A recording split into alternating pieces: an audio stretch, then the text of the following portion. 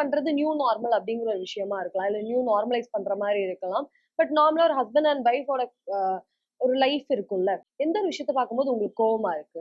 அதாவது அந்த ஹஸ்பண்டோட அக்கா, தங்கச்சி இருக்காங்கல்ல, அவங்கள மேரேஜ் பண்ணி குடுத்தாச்சுன்னா, அவங்க லைஃப்ல, அந்த குடும்பத்துல என்ன நடக்குதுன்னு பார்க்கணும். அத விட்டுட்டு, நம்ம அண்ணன் வீட்ல என்ன நடக்குது, நம்ம தம்பி வீட்ல என்ன நடக்குது, இவங்க நெனைக்கிற மாரி தான் அவங்க இருக்கணும்னு நெனைக்கிறாங்க. அதுக்கப்புறம் அவங்க அம்மாவ ஏத்தி ஏத்தி விடுறது. என்னம்மா நீ வந்து எல்லாத்துக்குமே இப்படி விட்டு குடுத்து போயிட்டு இருந்தேன்னா எப்படி? இந்த மாரி ஏத்தி விட்டு அண்ணன், தம்பியோட வாழ்க்கைய கெடுக்குறாங்கல்ல. அத எனக்கு பார்க்கும்போது ரொம்ப காண்டாகும். அதுவும் இந்த சிங்கிள் பேரண்டா இருப்பாங்க தெரியுமா? அவங்களுக்கெல்லாம் மருமகளா போனா அவ்வளோதான் ரொம்ப கஷ்டம். ஏன்னா அவங்க வந்து சொல்றது நான் கஷ்டப்பட்டு படிக்க வச்சேன். எல்லாருமே கஷ்டப்பட்டு தான் பிள்ளைங்கள அது அவங்க கடமை. அப்ப எதுக்கு நீங்க கல்யாணம் பண்ணி வைக்கிறீங்க பையனுக்கு? ஏன்னா நெறைய எனக்கு இன்ஸ்டாலயே பார்த்தீங்கன்னா, நெறைய ஒய்ஃபே எனக்கு மெசேஜ் பண்ணுவாங்க. என் மாமியாரால எனக்கு இவ்ளோ பிரச்சனை. என்னோட வந்து கதைய நீங்க வந்து அடுத்த இதுல ஸ்டோரியெல்லாம் சொல்லுங்க அப்படி இப்படின்னு. அதெல்லாம் பார்க்கும்போது எனக்கு ரொம்ப இதா இருக்கும். ஏன்னா சிட்டி லைஃபா இருக்கட்டும், கிராமத்து லைஃபா இருக்கட்டும், மாமியார்ங்கிறவங்க 2 இதுலயும் பார்த்தாலும் ஒரே மாரி தான் இருக்காங்க. ஏதோ ஒரு வகையில உங்களுக்கு இந்த அக்கா, தங்கச்சி மேல ஒரு வில்லன் கேரக்டர் வந்து இருக்கோ அப்படிங்கிறது தோணுதா? அவங்க அப்படி கண்டிப்பா இருக்கு, நெனச்சிருக்காங்களா? கண்டிப்பா இருக்கு. எல்லா அக்கா, தங்கச்சிக்கும் அதாவது தன்னோட லைஃப்ல என்ன நடக்கு, தான் போன இடத்துல அவங்க எப்படி இருக்கணும்னு நினைக்கிறத விட்டுட்டு, நம்ம அம்மா வீட்ல என்ன நடக்கு, நம்ம அண்ணன் வீட்ல என்ன நடக்கு, நம்ம தம்பி வீட்ல என்ன நடக்கு, அதுதான் அவங்க வந்து மெயினா எதிர்பார்க்கிறது. ஏன்னா, நம்ம வீட்டுக்கு வரக்கூடிய பொண்ணு கண்ணீர் வடிக்கக்கூடாதுன்னு சொல்லுவாங்க. அது எப்படின்னா, இவங்க வந்து எதுக்காக சொல்றாங்கன்னா, இவங்க பெத்த பொண்ணு அந்த வீட்டுக்கு போம்போது, அந்த வீட்ல கண்ணீர் வடிச்சா அந்த வீட்டுக்கு ஆகாது. ஆனா, அதே இது இவங்க கூட்டிட்டு வரக்கூடிய பொண்ணு, இவங்க வீட்ல கண்ணீர் வடிச்சா வந்து பிரச்சனை இல்ல. அப்படிதான் அது. மேரேஜ்க்கு அப்புறம் தான் ஜாப வந்து குவிட் பண்ணீங்களா? மேரேஜ்க்கு 1 வீக் முன்னாடி. 1 வீக் முன்னாடி குவிட் பண்ணிட்டீங்க. ஆமா. அதுக்கப்புறம் என்னைக்காவது ஜாப் கன்டின்யூ பண்ணணும்னு ஆசைப்பட்டுருக்கீங்களா? ஏதோ ஒரு காரணத்துக்காக. அது இதுவரைக்கும் அந்த தாட் வரல. அது என் ஒய்ஃப் வந்து ஃபினான்ஷியலா ஏதாவது என்ன இப்போ வந்து நீ வந்து இது வீட்ல உட்காந்து திண்டமா சாப்பிட்டுட்டு இருக்க, இல்ல எல்லாத்துக்குமே என்கிட்ட தான் காசு கேட்பியா? அந்த மாரிலாம் இதுவரைக்கும் சொன்னதில்ல. மேபி சொன்னா எனக்குள்ள அப்படி வந்திருக்கும். ஆனா இதுவரைக்கும் அவங்களுக்கும் அந்த மாரி எந்த ஒரு இதுவும் வந்ததில்ல. என்ன ஒரு சேலரி ஏர்ன் பண்ணிட்டு அந்த எப்போ எந்த ஒரு விஷயத்துல இருந்து நீங்க குவிட் பண்ணீங்க? அதாவது இவ்ளோ நான் சம்பாதிச்சுட்டு இருந்தேன். அந்த சம்பாத்தியத்துல இருந்து தான் நான் வந்து வேலை விட்டேங்கிறது என்ன சம்பாத்தியம்? ஆக்சுவலா ஃபர்ஸ்ட்டு நான் யூடியூப் சேனல் வச்சிருந்தேன் சுபாஷ் செம்பியன். அதில பார்த்தீங்கன்னா, ட்ரோல் வீடியோஸ் மட்டுமே போடுறது. அதில பார்த்தீங்கன்னா, எனக்கு அந்த யூடியூப்ல மட்டுமே எனக்கு ஒரு 40,000 வரும். அதுக்கப்புறம் நான் ஒர்க் பண்ற இடத்துல ஒரு 30,000 கிட்ட தான் வாங்கிட்டு இருந்தேன். அவ்ளோ சம்பாதிச்சுட்டு இருந்தேன். சரி அது ஓகே தான் அப்படிங்கிற மாரி இவங்க சொல்லிட்டாங்க. ஏன்னா, இந்த ஊருக்கு வரணும். ஏன்னா அவங்களோட ஒர்க் ஏன்னா அவங்க வந்து பார்த்தீங்கன்னா, படிச்சு வாங்குனது. இப்ப நான் வந்து ஒரு பிரைவேட்ல தான் ஒர்க் பண்ணிட்டு இருந்தேன். அவங்க வந்து இந்த யுபிஎஸ்சி எக்ஸாமினேஷன் எழுதி செலக்ட் ஆனாங்க. ஆனா உண்மையிலேயே எனக்கு ரொம்ப பெருமையா தான் இருக்கு. ஏன்னு பார்த்தீங்கன்னா, இப்ப ரீசென்ட்டா வந்து என் ஒய்ஃப்க்கு வந்து சென்னையில இப்போ 2 மந்த்ஸ்ல அவார்ட் கிடைக்க போகுது. ஏன்னா வந்து 10 பேர் வந்து தமிழ்நாட்டுல இருந்து 10 பேர செலக்ட் பண்ணியிருக்காங்க. அதுல என் ஒய்ஃபும் ஒரு ஆளு. அதுக்கு மெயின் ரீசன் நான் தான் அப்படிங்கிற மாரி எனக்கு ஒரு இது. ஏன்னா அவங்க வந்து வீட்ட பத்தி எந்த கவலையும் இல்லாம ஜாலியா போய் ஒர்க் பண்ணிட்டு இருக்கதுனால தான் அந்த ஒரு இது வாங்க முடிஞ்சது. பட் எண்ட் ஆஃப் த டே அவங்களுக்கான ஒரு பேர் இருக்கும். இன்னார். அவங்க வந்து இந்த ஒரு போஸ்டிங்ல இருக்காங்க. ம். இந்த ஒரு வொர்க்ல இருக்காங்க அப்படின்னு அவங்களுக்கான ஒரு தனித்துவமான பேர் இருக்கும். அப்படி உங்களுக்குன்னு ஒண்ணு இல்லாம போயிடும்னு நீங்க நினைக்கலையா? நினைக்கல. ஏன்னா எனக்கு அவங்களோட ஹஸ்பண்ட்ன்னு சொல்லும்போது எனக்கு பெருமை தான். நீங்க இங்க வந்து ஜாப் போணும் அப்படிங்கிற இது. நான் ஃபர்ஸ்ட்டு சொன்னேன். அப்போ ஒய்ஃப் சொன்னாங்க, "நீ நீ வந்து யார்கிட்டயும் வேல பார்க்கக்கூடாது. நீ இருந்தா வந்து நீ தான் 4 பேருக்கு வேல குடுக்குற மாரி இருக்கணும்." அப்படின்னு சொன்னாங்க. அதுக்காக தான் சரின்னு சொல்லி அந்த ஷாப் ஒண்ணு ஓப்பன் பண்ணோம். திருப்பி என்னமோ தெரியல, ஹவுஸ் ஹஸ்பண்டா இருக்கணும்னு கடவுளே நெனச்சுட்டாரான்னு தெரியல. ஒரு கிரிட்டிக்கலான ஒரு சிச்சுவேஷன கொண்டு வந்து இது பண்ணிட்டாங்க. ஏன்னா, அவங்களுக்கு இப்போ வந்து ஃபீல்ட் ஒர்க்லாம் சம்டைம்ஸ்ல வரும். அப்ப நான் தான் அவங்கள கூட்டிட்டு போவேன். இல்ல இப்ப நான் சப்போஸ் அந்த இடத்துல இல்லன்னா, அவங்களுக்கு தனியால்ல போணும். பைக் ஓட்டிட்டு போணும், தனியா போணும். அதனால சரி. சென்ட்ரல் கவர்ன்மெண்ட் ஆஃபீசரா யுபிஎஸ்சி எக்ஸாம் எழுதி செலக்ட் ஆன ஒருத்தங்கனால ஒரு வண்டி ஓட்டிட்டு போய் ஒரு ஃபீல்ட் ஒர்க் பண்ண அப்படி முடியாதா? இல்ல. அவங்க வந்து ஆக்சுவலா லே என் ஒய்ஃப்ன்னு இல்ல. எல்லா லேடீஸுமே உள்ளதான். என் ஒய்ஃப் வந்து பைக் ஓட்டுறத பார்த்தா நமக்கே பயமா இருக்கும். அந்த செவரோரமா எந்த சைடு அந்த சைடோடி தான் போவாங்க. என் மேரேஜுக்கு முன்னாடி ஒரு வாட்டி கீழ விழுந்து அடிபட்டுருக்கு. ஸோ, அதனால நான் அவங்கள பைக்கே எடுக்க விடுறதில்ல. ஏன்னா கால்ல தான் பிரேக் போடுவாங்க என் ஒய்ஃப். அதனால இப்ப உங்களுக்கு கிட்ஸ் எல்லாம் வந்ததுக்கு பின்ன, அ ஸ்கூல்ல கொண்டு போய் சேர்த்துறீங்கன்னா, ஏதோ ஒரு வகையில அந்த குழந்தைங்களுக்கு இந்த விஷயம் அவங்கள மார்க் பண்றதுக்கான ஒரு ரீசனா இருக்கும் அப்படின்னு நினைச்சு பார்த்திருக்கீங்களா? அது இதுவரைக்கும் நெனச்சு பார்க்கல. ஆனா நான் இப்ப நான் ஜிம்முக்கு போகட்டும், இல்ல எங்கேயாவது ஒரு பப்ளிக் பிளேஸ்ல எங்கேயாவது போயாச்சுன்னா, திடீர்னு யாராச்சும் பார்த்தாங்கன்னா, "நீங்க என்ன பண்றீங்க?" அப்படின்னு கேட்கும்போது, நான் ஹவுஸ் ஹஸ்பண்ட் தான் சொல்லுவேன். உடனே ஃபர்ஸ்ட்டு அவங்க வந்து சிரிக்க தான் செய்வாங்க. இப்ப வீட்டு வேலைங்கிறது லேடீஸ்க்கு மட்டும் தான் அப்படிங்கிற மாரி செட் பண்ணி வச்சிருக்காங்க. இப்ப நான் அதுக்காக எல்லாரையும் ஹவுஸ் ஹஸ்பண்டா இருக்கணும்னு சொல்லவே வரல. இப்ப வந்து இப்ப சென்னையிலே பார்த்துக்கோங்களேன். இப்ப வேற ஊர்ல இருந்துலாம் இங்க வந்து ஒர்க் பண்றாங்கல்ல. பசங்க எல்லாரும் சேர்ந்து ஒரு ரூம்ல இருக்கும்போது, எல்லாரும் சேர்ந்து தானே அந்த வீட்ட கிளீன் பண்றது, அந்த பாத்ரூம் கிளீன் பண்றது, அவங்கவங்க துணிய வாஷ் பண்றது எல்லாமே பண்றாங்க. ஆனா ஒரு ஒய்ஃப் வந்ததுக்கு அப்புறம் மட்டும் இந்த வேலையெல்லாம் ஒய்ஃப் தான் பார்த்துக்கணும்னு ஏன் சொல்றாங்க? உங்க வீட்ல இருந்த எந்த விஷயத்த நீங்க மாத்தி இப்ப நடைமுறையில கொண்டு வந்திருக்கீங்க? என் வீட்ல இது இருந்தது, இந்த மாதிரிதான் இருந்தாங்க. ஆனா நான் அந்த ஜெனரேஷன்ல இருந்து வேறுபட்டு இப்ப இருக்கேன் அப்படிங்கிறது என்னது? இப்போ எங்க அப்பா வந்து வீட்ல எங்க அம்மாக்கு எல்லா ஹெல்ப்புமே பண்ணி குடுப்பாங்க. அதாவது அவங்க அப்பா ஒர்க் பண்ணிட்டு இருந்தாங்க. வேலைக்கு போறதுக்கு முன்னாடி சின்ன சின்ன காய்கறி கட் பண்ணி குடுக்குறது, அப்புறம் ஏதாவது சின்ன சின்ன வேலைகள் பார்த்து குடுப்பாங்க. ஆனா ஒரு டிசிஷன் எடுக்கும்போது அம்மாவ கேட்கவே மாட்டாங்க. இவங்களா எல்லாம் பண்ணிட்டு அம்மாட்ட வந்து சொல்லிருவாங்க. நான் இது பண்ணிட்டேன். அம்மாட்ட கேட்டு எந்த ஒரு டிசிஷனுமே எடுக்க மாட்டாங்க. ஸோ நான் வந்து இப்போ வந்து பார்த்தீங்கன்னா, ஒய்ஃபும் சரி, நானும் சரி 2 பேருமே மாறி மாறி. இப்ப நான் ஏதாவது ஒண்ணு பண்ணா கூட அவங்கள்ட்ட கேட்டு தான் நான் முடிவு எடுப்பேன். அதே மாரி தான் என் ஒய்ஃப். உங்களோட ஃபியூச்சர் பிளான் அண்ட் கோல்ஸ் என்னது? எனக்குன்னு கோல்ஸ் எதுவும் இல்ல. மேரேஜ்க்கு முன்னாடி வரைக்கும் எனக்கு ஆக்டிங்ல தான் கொஞ்சம் இன்ட்ரெஸ்ட்டா இருந்துச்சு. ஸோ அந்த மேரேஜ்க்கு அப்புறம் வந்து அந்த மாரி ஆக்டிங்லாம் பண்ணக்கூடாது அப்படி இப்படின்னு சொன்னதுனால, நான் பெருசா அதுல வந்து எதுவும் பண்ணவும் இல்ல. ஸோ அதனால எனக்குன்னு பெருசா கோல்னா, என் ஒய்ஃப் வந்து எனக்கு ஒரே ஒரு ஆசை என்னன்னா, அவங்க வந்து திருப்பி யுபிஎஸ்சி அந்த ஐஏஎஸ் எக்ஸாமினேஷன் பாஸ் ஆகணும்னு அவங்க நெனச்சிருக்காங்க. ஸோ அதுக்காக ஏதாவது முயற்சி பண்ணலாம் அப்படின்றது தான் என்னோட இது. உங்க லைஃப் ஏதோ ஒரு வகையில இப்ப நாங்க பேசும்போது எல்லாமே உங்க ஒய்ஃப சுத்தி சுத்தி சுத்தி வருதே.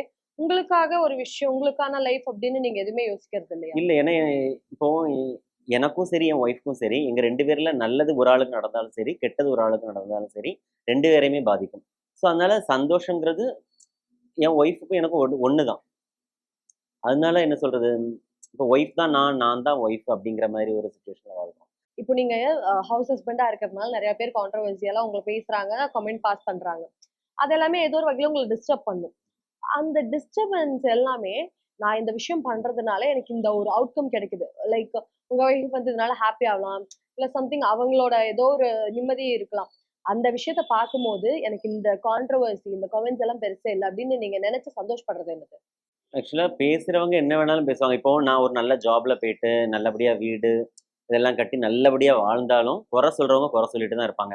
அதனால என்ன சொல்றது, அவங்களுக்கு ஏத்த மாரி நம்ம வாழ முடியாது. எது செஞ்சாலுமே நம்மள சுத்தி குறை சொல்றதுக்கு 1000 பேர் இருப்பாங்க. நமக்கு நம்மளோட லைஃப் எப்படி இருக்குன்னு நம்ம தானே நெனச்சிருக்கணும். ஸோ அந்த மாரி போயிட்டே இருக்கணும். இப்போ பார்த்தீங்கன்னா, இப்போ வந்து இப்போ ஒரு நான் வந்து என்னோட லைஃப்ப பத்தி தான் நான் வீடியோஸ் போட்டுருக்கேன். ஆனா எனக்கு இன்பாக்ஸ்ல வந்து பேட் அந்த வாய்ஸ் மெசேஜ் போட்டு விடுவாங்க. சாம்பிள் கூட நான் இந்த வச்சிருக்கேன். உனக்கு இது ஒண்ணு ப்ளே பண்ணி பார்க்குறேன் பாருங்க. உங்க அப்பன் ஒரு இருந்தாலும் அவன் வீட்டுல பேட் வேர்ட்ஸ் வேலை பார்த்தாண்டா சம்பாதிக்கான். நீ வேலை வெட்டிக்கு போகாம உன் பொண்ணு இது மட்டும் இல்ல. இத விட இதையே கேட்க முடியல. இத விட அசிங்கமாலாம் பேசும். அப்ப நான் யோசிப்பேன், நம்மளோட பெர்சனல் லைஃப் தான் நம்ம இப்போ நம்ம யாரையும் பத்தி பேசல. யாரையும் பத்தி எதுவும் பண்ணல. நம்ம பெர்சனல் லைஃப்ப வாழ்றது அடுத்தவங்களுக்கு என்ன ஒரு பிரச்சனை? தெரியாது. அதனால மொத்தத்துல எவன் எது சொன்னாலும் அத பத்தி கண்டுக்கிறதே இல்ல. என் ஒய்ஃப்க்கு என்ன பிடிக்கும்? எனக்கு என்ன பிடிக்கும்? அதுபடி தான் நான் வாழணும். இப்போ நீங்க ஃபுல் அண்ட் ஃபுல் வீட்ட டேக் ஓவர் பண்ணிக்கிறீங்க. அவங்க வந்துட்டு வொர்க் பண்றாங்க அப்படிங்கும்போதும், ஏதோ ஒரு சில வேலைகள் அவங்க வந்து எடுத்து பண்ண மாட்டாங்க. அவங்க சுத்தமா வொர்க்கே பண்றது இல்லன்னு உங்க ஒய்ஃப வந்துட்டு நெறைய பேர் சொல்றாங்கல்ல. ஆமா. உண்மையா உங்க வீட்ல அவங்க என்னென்ன வொர்க்லாம் பண்ணுவாங்க? இல்ல நீங்க பண்ண விட மாட்டீங்களா? அவங்க வந்து ஆக்சுவலா அந்த பாத்திரம் கழுவ வருவாங்க. நான் பாத்திரம் கழுவ விட மாட்டேன். அப்புறம் சின்ன சின்ன சமையல் ஏதாவது பண்ண ஹெல்ப் பண்ணுவாங்க. நான் மேக்ஸிமம் சாட்டர்டே அந்த சண்டேனா கூட விட்டுருவேன். மத்த நாட்கள்லாம் நான் விடவே மாட்டேன். ஏன்னா, அவங்களுக்கு வீட்ல இருந்தாலுமே ஆஃபீஸ் ஃபோன் கால்ஸ் நெறைய வந்துட்டே இருக்கும். ஸோ, அதிலயே பிஸியா இருப்பாங்க. அதனால நான் அவங்கள எதையுமே பண்ண விடுறதில்ல. அதுவும் இல்ல அவங்களுக்கு இப்ப சர்ஜரிலாம் முடிஞ்சதுனால, எந்த ஒர்க்குமே நீ பண்ணக்கூடாது அப்படின்னு சொல்றது. நான் அவங்களுக்கு குடுக்கக்கூடிய ஒர்க்குன்னு பார்த்தீங்கன்னா, இந்த துணிய மடிச்சு வைக்கிறது. காய போட்டு வந்த துணிய எடுத்து மடிச்சு வைக்கிறது. அதுக்கப்புறம் ஏதாவது கிராஃப்ட் ஒர்க் என் வீட்ல பார்த்தீங்கன்னா, நெறைய இது இருக்கும். அது ஃபுல்லாவே கிராஃப்ட் ஒர்க் ஃபுல்லாவே ஒய்ஃப் தான் பண்ணி வைப்பாங்க. உங்க தங்கச்சிக்கு இந்த மாதிரி ஒரு மாப்பிள்ளை கிடைச்சா, நீங்க ஓகே சொல்லுவீங்களா? வேணாம் சொல்லுவீங்களா? இல்ல இது வந்து என் ஒய்ஃப்க்கு இப்ப நாங்க லவ் பண்ணி ஒரு அண்டர்ஸ்டாண்டிங்ல என் ஒய்ஃப் ஆசைப்பட்டு இது. என் ஒய்ஃபோட இப்போ என் தங்கச்சிக்கு ஒரு லைஃப்ன்னு சொல்லும்போது அவ தானே அவளுக்கு எந்த மாரி ஒரு ஹஸ்பண்ட் வேணும்னு அவ தானே நினைக்கிறா. இப்ப எல்லா பொண்ணுங்களுமே நமக்கு ஒரு ஹவுஸ் ஹஸ்பண்ட் வேணும்னு நினைக்க மாட்டாங்க. மேபி இப்ப வந்து நம்ம ஒர்க் பண்ணிட்டு இருக்கோம். நமக்கு ஒரு ஹவுஸ் ஹஸ்பண்ட் கிடைச்சா கொள்ளலாம் அப்படிங்கிறவங்க வேற. இப்ப நான் வந்து நாங்க லவ் பண்ணிட்டு இருக்கும்போது நான் ஹவுஸ் ஹஸ்பண்ட் ஆவேன்னு நினைச்சு கூட பார்க்கல. எனக்கு மேரேஜ்க்கு ஒரு கரெக்ட்டா ஒரு 1 மந்த்துக்கு முன்னாடி தான் தெரியும். நான் ஹவுஸ் ஹஸ்பண்ட் ஆகப் போறேன் அப்படிங்கிறது. சரி ஒய்ஃப்காக சரி ஓகே அப்படிங்கிற மாரி. அவங்களா உங்ககிட்ட கேட்டாங்களா? ஆமா. இதுக்கு அவங்க தான் அவங்க கேட்டாங்க. "நீ அங்க வந்துரு. ஏன்னா அவங்களுக்கு ட்ரான்ஸ்ஃபர் கிடைக்காது. ஒரு 2, 2 1/2 வருஷம் நம்ம அங்க இருப்போம். நீ ஜாப்க்கு எதுவுமே போக வேண்டாம். தெரியாத ஊர் தானே. நீ எதுக்கும் போக வேண்டாம். நீ வீட்லயே இரு. நீ சமையல்லாம் பண்ணணும்னு அவங்க சொல்லல. நானே உனக்கு எல்லாமே பார்த்துக்கிறேன்னு தான் சொன்னாங்க." ஃபர்ஸ்ட்டு நான் யோசிச்சேன். திருப்பி வந்து சரி பண்ணிப்போம் அப்படின்னு சொல்லிட்டு திருப்பி சமையல் ஏன்னா என் ஒய்ஃப்க்கும் ஃபர்ஸ்ட்டு ஸ்டார்ட்டிங்ல சமைக்க தெரியாது. எனக்கும் தெரியாது. பட் நான் தான் ஒவ்வொன்னா கத்து ஒவ்வொன்னா பண்ண ஆரம்பிச்சேன். ஏதாவது ஒரு விஷயத்த ரெக்ரெட் பண்ணியிருக்கீங்களா? இது நான் பண்ணியிருக்க தேவையில்ல. ஆனா நான் பண்ணிட்டேன். என்னவா வேணா இருக்கலாம். That may be anything. யார்கிட்ட? என் ஒய்ஃப்கிட்டயா? அல்ல. நார்மலா உங்க லைஃப்ல நான் இந்த சேஞ்ச் பண்ணேன். இந்த சேஞ்ச் நான் பண்ணியிருக்க தேவையில்ல அப்படின்னு ரெக்ரெட் பண்றீங்களா? ஏன்னா ஒரே ஒரு கஷ்டம் என்னன்னா, எனக்கு வந்து ஆக்சுவலாக எனக்கு நேட்டிவ் கேரளா.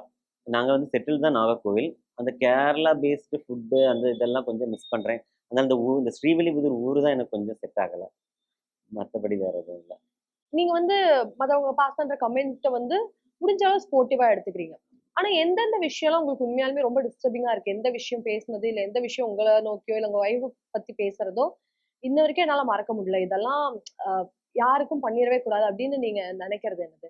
ஆக்சுவலாக நெகட்டிவ் கமெண்ட்ஸ் வந்தாலும் நான் எதையுமே டெல் பண்ணுறது கிடையாது. ஆனால் என் ஒய்ஃப் பார்த்துருவாங்க. பார்த்தாங்கன்னா அவங்க ஃபீல் பண்ணுவாங்க. இதனால தான் உன்ட்ட சொன்னேன், நீ இந்த வீடியோஸ்லாம் போடாத, எடுக்காத அப்படின்னு சொல்லுவாங்க. ஸோ அதுக்காக தான் ஏதாவது கமெண்ட்ஸ் டெல் பண்ணுறது. என் ஒய்ஃபை பற்றி யாராவது ஏதாவது பேட் கமெண்ட் போட்டால் மட்டும் எனக்கு பிடிக்காது. என்ன என்ன வேணாலும் சொல்லிக்கோங்கடா அப்படின்னு சொல்லிடுவேன். அதை நான் கண்டுக்கவே மாட்டேன். ஒய்ஃபை பற்றி ஏதாவது சொன்னாங்கன்னா இது பண்ண பிடிக்காது. இப்போ என் கையில் அடிபட்டது கூட என் ஒய்ஃப் தான் வந்து ஒழுங்கா சமைக்கலான்னு சொல்லி கட் பண்ணி விட்டுட்டாளா அப்படிலாம் கேட்டாங்க. வெளிய இருந்து பார்க்குறவங்களுக்கு அவங்க வந்துட்டு ஒரு வேள ரொம்ப கண்ட்ரோலிங்கா வச்சிருக்காங்க உங்கள. உங்க வைஃப் வந்துட்டு ரொம்ப கண்ட்ரோல் பண்றாங்க. இப்போ ஒரு சர்வன்ட் மாதிரி வொர்க் பண்றீங்க அப்படிங்கிற மாரிலாம் நெறைய பேர் சொல்லியிருந்தத பார்த்தோம். உண்மையா உங்க வைஃப் எப்படிப்பட்ட ஒரு கேரக்டர்? அவங்க எப்படி இருப்பாங்க? எப்படி நடந்துப்பாங்க? ஒரு ஹஸ்பண்ட் வந்து நல்லா சம்பாதிக்கிறான்னு வச்சுக்கோங்களேன். நல்லா சம்பாதிக்கிறான். ஒய்ஃப் சொல்கிற எல்லாத்தையுமே கேட்பானா? கேட்க மாட்டாங்க. அது வந்து இருப்பாங்க. அது ரேரா இருக்கும். ஆனா என் ஒய்ஃப் எவ்வளோ சம்பாதிச்சாலும், எந்த ஒரு டிசிஷன் எடுக்கிறதா இருந்தாலும் என்கிட்ட கேட்டு தான் எடுப்பாங்க. இப்ப நான் அந்த விஷயம் இல்ல அது வேணாம் அப்படின்னு சொல்லியாச்சுன்னா, அவங்களுக்கு பிடிக்கும். ஆனாலும் நான் வேண்டான்னு சொல்லிட்டேன்னா, அது வந்து எனக்காக இது பண்ணிருவாங்க. ஆனா பரவால்ல சொல்லி சொல்லி காமிப்பாங்க. அது வேற விஷயம். ஆனா வந்து எனக்கு பிடிக்கலன்னா அது இது பண்ண மாட்டாங்க. ஸோ அந்த விஷயத்துல எனக்கு ஒரு ரொம்ப ஹேப்பியா இருக்கும். அவங்களுக்குன்னு தேவைக்கு எது வாங்குறாங்களோ இல்லையோ, ஆனா எனக்கு ஏதாவது ஒண்ணு லைட்டா ஆசைப்பட்டுட்டுனா போதும், வாங்கி குடுத்துருவாங்க.